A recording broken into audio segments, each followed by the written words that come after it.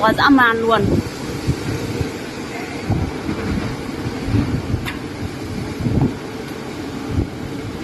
Cuốn bay bao nhiêu mọi thứ luôn à.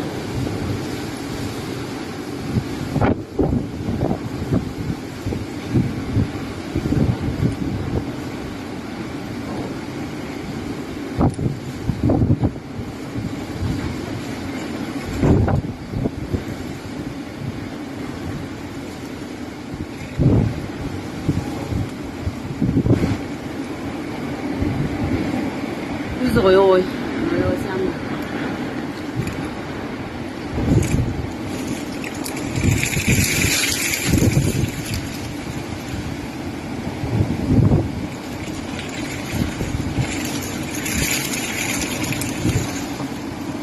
nào. Nó cuốn kinh khủng luôn.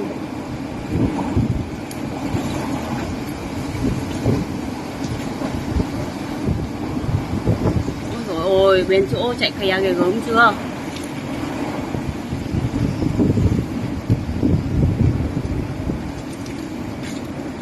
Bay cả máy tôn các thứ.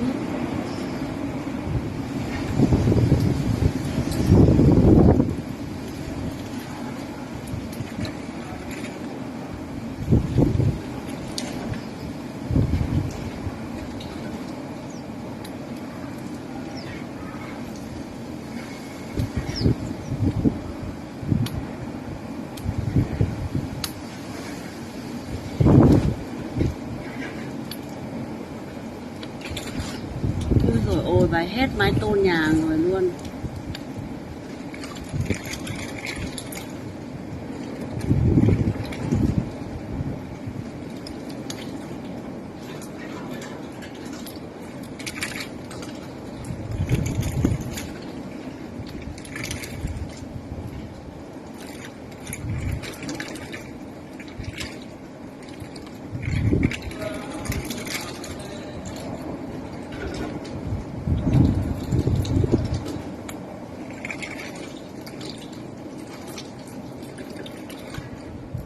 Tiền tài gớm quá. Rồi ôi, máy tôn bay này.